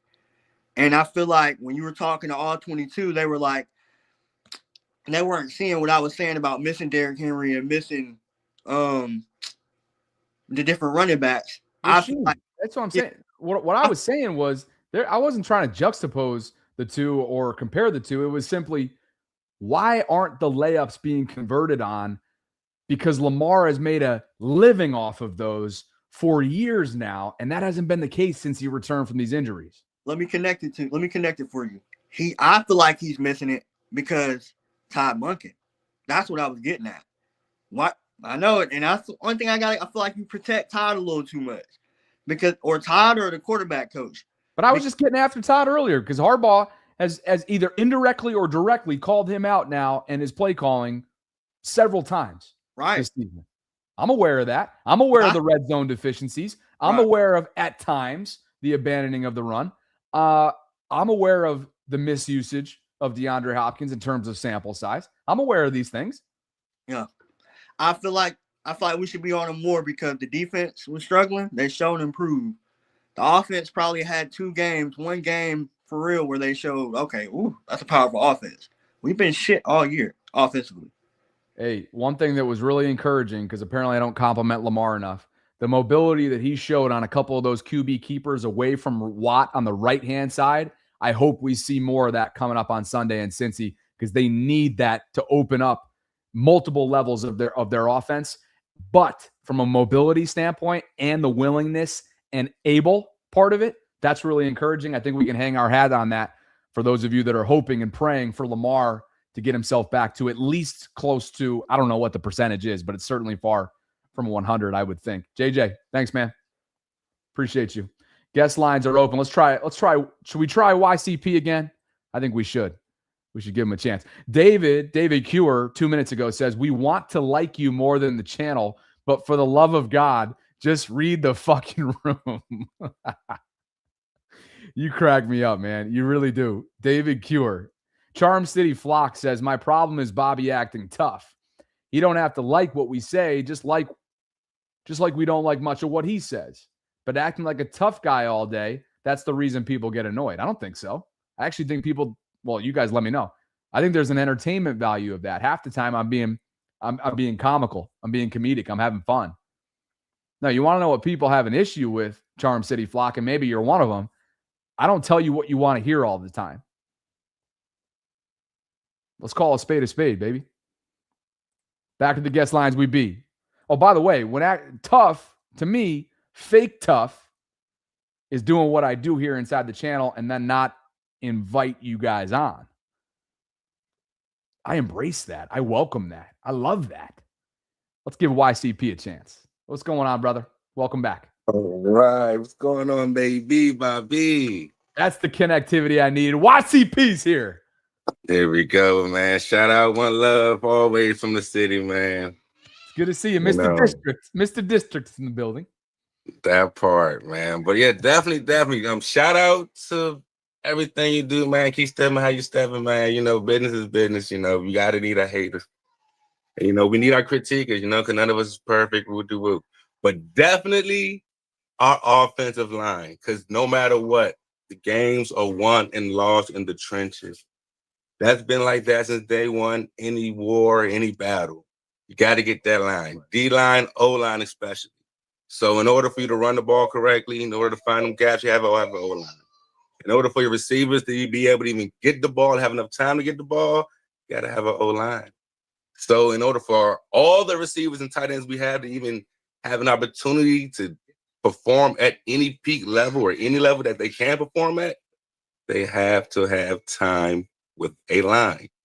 So why we chose to not make our offensive line priority for the past, technically since we lost Yonder, Marshall Yonder, that was the key piece. We made up for Ray Lewis with Roquan.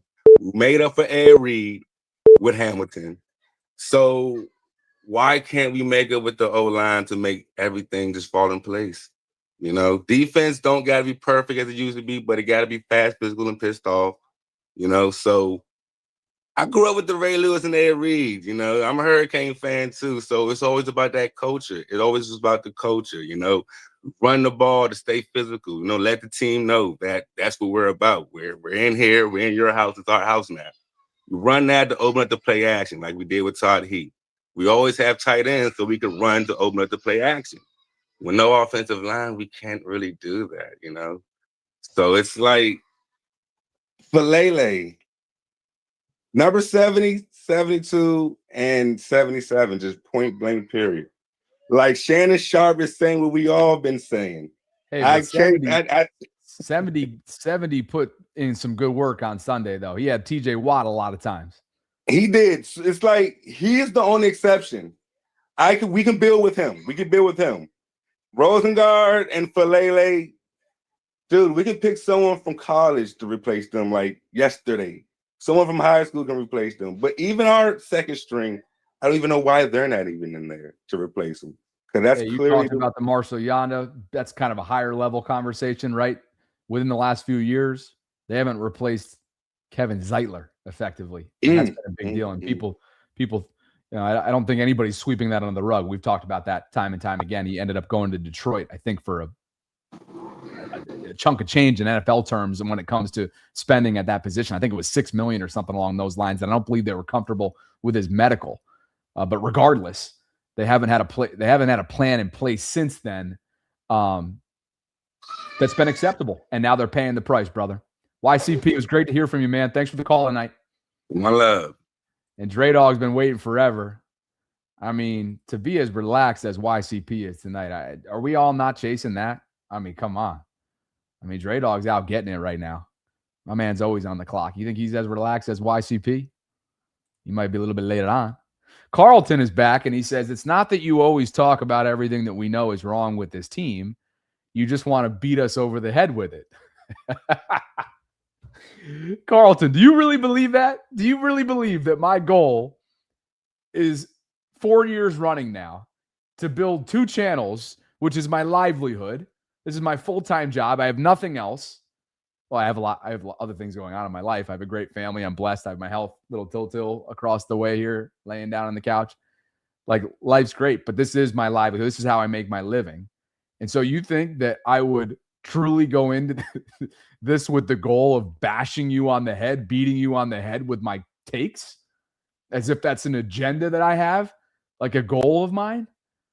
I think you're just feeling like that because I called out your first comment, which was bullshit and below the belt. Period. I think that's why you're feeling that way. But I'm glad you're here. Why don't you call in too? I don't want to talk to Dre. All right. One final call on the night, guys. Appreciate you. Over 3,000 concurrents. I haven't even looked up because I've been so busy. There are 3,000 plus in here right now and over 500 votes in our poll. And still leading the way is Nothing I'm Tired in response to what does Eric's guard signing really mean. Dre Dog, I hope you're not tired behind the wheel. It's good to see you, brother. Welcome back. What's up, bro? Can you hear me okay? I got you. All right. So as far as the criticism of Bobby's opinions, understand, number one, that's just this man's opinion. Like, I don't understand why people getting so sensitive about somebody sharing their opinion. Also, we can all agree that sometimes two things are right. We can say the offensive line sucks, but Lamar threw some passes that wasn't right. Both are true. We can say that the defense has been pretty good these past few weeks, but this last game, they act like they didn't have an identity. Both things are true. So like some of that shit Bobby be saying be off the wall. You know what I'm saying? Like he do be throwing his Bobby Glaze around sometimes. But even with that, Bobby, from you to me, man, from me to you, bro, don't change your style. Don't change your get down, man. Like, yo, we gotta this is football we talking about. And so why everybody's getting so emotional and upset because you sharing your opinion, it boggles my mind. And much of what you say, I agreed with. I said the same thing. I felt like the Ravens had to prove it to me that they were actually going to be a solid team to get to the playoffs. And this last 5-week stretch was that stretch for me. After they went on a win streak, for me, this was the prove it time. Yeah. You failed the first test against the Steelers. You got 4 more tries to prove it. As far as people talking about Todd Monken and for example, DeAndre Hopkins, Harbaugh makes the final player personnel decisions. So regardless of the wide receiver package, if Harbaugh wants D-Hop to get the ball more, he is the guy that makes that call. Just like Daniel Falele and Andrew Voorhees. Harbaugh makes that final call. So stop calling out Todd Monken and saying that Todd is not getting D-Hop involved. When Todd goes into the meetings with Harbaugh, if Harbs wants D-Hop to be over Bateman, who he has protected for God knows why, if Harbaugh wants to get D-Hop in there, he can say it. I'm going to hit the wide receiver thing real quick. Y'all, we got to get out of our feelings about these wide receivers, bro. I love Zay Flowers and what he does, but he cannot consistently beat man press. That's why they keep him in motion. And Rashad Bateman is an emotional head case. Very rarely do we see him have a downfall during the game and bounce back. He very rarely does that. So we gotta stop. We gotta get out our feelings. These two guys that we have on our outside, primarily Bateman and Zay, they are number 2 and number 3 on majority of teams around this league at the wide receiver position. I'm not talking about the stats because the stats don't tell the whole picture. Look at it like this. If we do a parable or comparison with the NBA, who do you want to take your final shot? So if we transpose that into the NFL, can you honestly say with a minute on the clock, Rashad Bateman or Zay Flowers is going to be in one-on-one coverage, and you're going to throw the ball up to them, a 50-50 ball, and you think they're going to come down with it? Well, when have we seen that? Here's the one area of pushback I have.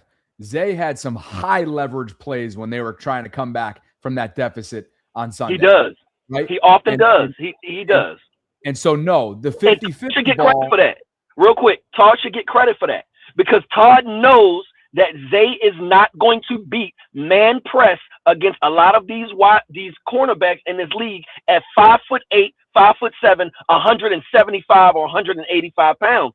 He's not going to do it. So Todd, give him credit. He's putting Zay in motion. He's putting Zay as a zone buster. Zay is our team's zone buster. He slides whatever side the protection is usually less stacked on. That's where they motion him to. And then he finds the seam in the zone and busts the zone. I love that about Zay. I love that factor about him. I want him to run in a straight line sometimes. All this stepping back and all of that, eventually it's going to cause us a fumble. You watch. Well, he's done that before, but you watch. You're going to step back. You're going to step back into somebody who's going to cause us a fumble. But, yo, that and Eric DeCosta said it. He has failed at getting a number one, 2 things. He has failed at getting a true X wide receiver. I want big body. I want someone that can get 50-50 catches. That is what – do you know how dynamic our offense would be if you can't stack the box against Derrick Henry because you got a true X wide receiver? He You're told gonna Todd you're not McShay- gonna He told Todd McShay in the offseason that this has been a miss. I mean, he's straight up on Exactly. record for saying it. Exactly. He's looked Yeah. himself. He's looked introspectively at he and his front office and Yep. said this has been an area that we have not yet accomplished. And while DeAndre is phenomenal, we know that he's on the back nine of his career. With Zay, to answer your question there, obviously, I think we all know that with a 50-50 ball in your season on the line, Zay's not going to be that guy that's going to come down with that a high percentage of the time, nor should he, given the measurables. Exactly. And that's But you've already okay. mentioned his ability to find those soft spots in the zone. You've mentioned his ability to test defenses vertically. You've mentioned his yak ability. All these things that are going to get him paid eventually. And I think hopefully it'll be with the Ravens, and hopefully that means that he and Lamar will team up for years to come. But we all know that one of the missing links for years running, which is 8 years now in the making, is that true, bona fide, in his prime, overwhelming 50-50 ball getter, right? Yeah. That's going to be that presence, that X presence for them. And while Bateman has layers to it, while DeAndre had layers to it earlier on in his career and has been a tremendous presence on third down, right? And Miles Boykin had the measurables for that years ago. None of it has truly morphed into that consistent presence for them. And hopefully Devontae Walker will be a fantastic number 2 for them for years to Another come. player personnel position. Harbaugh is not getting him involved. Well, he's got Why a groin. are you having? He's dealing with a groin. Yeah, right now. yeah. He's been dealing with that groin, but even when he wasn't, he was a healthy scratch. A kid that runs 4.2 with that size, and you see what he does. He had a couple of drop passes, but majority of what his first 3 catches was touchdowns, tying Torrey Smith's record. Yeah. First 3 catches was touchdowns. The kid has the potential, but Harbaugh, I really believe, has a legacy mindset, not a best player mindset. He believes like, okay, Rashad Bateman has had some adversity. He's been through a lot. Let's give him a chance to work it out. Let's give him a chance. We got 4 weeks left, bro. If Rashad ain't popped yet, when is it gonna get right? I want to say this last thing, and I know you gotta go, Bobby, and get ready for the next show. If the Ravens know that Justin Madubuike's career is over, God forbid, and they didn't try to go get Quentin from the Jets, that's a failure. That's a huge failure. If they knew at the trade deadline that Madubuike is done for the career, and they didn't go try to get Quentin from the Jets, that's a huge failure, bro. Because when you look at the defensive lineman that's coming out for this college, this upcoming season, Namdis don't grow on trees. And hey, let's leave it at that because there is some speculation there, right? There's a lot of evidence, but all of it is right now, and myself included has been guilty of this. It is all speculation. I'm going to leave it at that. Okay. But the Ravens do know, though, Bobby. The Ravens know the facts. We don't know the facts. But if they know the facts. Here's John Harbaugh on Namdi. I'm going to let you go on this. Great hearing from you. I appreciate you. Safe travels out there. Here's Harbaugh on Monday related to an update on Namdi Madubuike, who is still the second leading sack getter, having not played football in Baltimore since September with a neck. Here's Harbaugh. Dre, we'll catch up soon. All right. About a while. Has there been any clarity on Namdi Madubuike's situation? Do you know any more about that you can share? No, not that I can share. There's a lot going on there. It's with Namdi, and I'd love to share some stuff, but I can't share it right now. There's a lot going on there. According to the head coach, there's a lot going on in Reddit threads based on what you guys have sent me on Discord, and there's a lot obviously going on, I'm sure, as it relates to the future of Namdi Madubuike, who again is still the second leading sack getter, having not played in months. That is an indictment. They have 19 total sacks as a team, guys. Tony Romo and Jim Nantz nearly scoffed at it on the broadcast. What you're probably going to want to do yourself a favor and don't go look up individually Myles Garrett's statistics this season. And it ain't going to be fun. 2.5 is the team lead, and that is Mike Green, the rookie second rounder. Don, why don't you bring us home, brother? One more guest call, and I got to get ready for the collective. Welcome into the program. What's going on? Oh, no, you're muted, brother. Sorry. Try that again, man. You're muted. We can't hear you. Maurice, bring us home. We'll go back to Don. I gotta throw the timestamp on because I gotta get ready for the collective, and I let too many people pontificate. All right, 60 seconds is all I need, but I've been saying this for weeks now. It's like part of the reasons why our team has been struggling is because our front office and John Harbaugh's failure to address the offensive line. This is something that I've been calling out for the past several weeks, and I'm gonna be honest with y'all. I'm still highly pissed that we didn't decide to go after Kevin Zeitler because guard has been one of our biggest position of needs for God knows how long. So like one's got to wonder why the hell did they decide to let Kevin Zeitler walk? I still wonder that. That's still sitting in the back of my head. It's like if you look at our past 7 losses, medical. Yeah. It's a shame that it's medical, but like part of the reasons why we have 7 losses on our record is the fact that we lost a number of battles in the trenches. So like that begs the question, why didn't they invest all of their time and energy into building our offensive line? Because I've said this countless times. I know I sound like a broken record when I say this. Without no offensive line, there would be no offense. It's like no matter who's under center, it's like, look, we cannot do a goddamn thing without an offensive line. That's always what's been coming back to bite us all season, and it hasn't been addressed yet. So, like, something's got to give. What's it going to take for Harbaugh and Eric DeCosta to address our offensive line needs? That's all I got for y'all. I'll see you on the collective tonight, man. Appreciate the call. Don, bring us home, baby. Let's try this thing again. What's going on? Welcome to the program. Hey, what's up, Bob? Real quick, on the guard signing, obviously I think that's because Ben Cleveland got suspended. So, and I think his career is done. But I don't see them using him or replacing Falele, even though they should. And it's just, I don't know, I hate to be a pessimist, but I don't see us beating the Bengals with Burrows, Higgins, and Chase. The Packers, Michael Parsons, Love. The Patriots, maybe, and the Steelers. Yeah, I think we'll beat the Steelers. We got to build the trenches, Bob. We got to build the trenches. We gotta build the trenches. Otherwise, that's it. Thanks, Bob. That's it. That's all I have for today, Bobby. Thanks a lot. Don. Glad you called in, man. Safe travels out there. It looks like you got some nice peaceful rain hitting the car. Everybody hear that? It felt very peaceful there, didn't it? Appreciate the call. Over 3,700 concurrents at the moment, and we are an hour and a half out, 90 minutes out from the collective. Jeff Zaribek, Cole Jackson, special guest coming on tonight. We look forward to that. Over 560 votes in the poll. What does EDC's guard signing really mean? 49% of you can't even entertain it. Nothing, I'm tired. Leading the way by a comfortable margin. Guys, if you haven't already done so, I would love for you to join the Bobby Baltimore Discord server. It's a 24/7 hub for conversations surrounding Baltimore sports. I have no idea what's going on aside from this must be related to Shannon's commentary from Bangs here on Fa'alele. Crunchy breaded fish fillets. I wonder what that could be in reference to.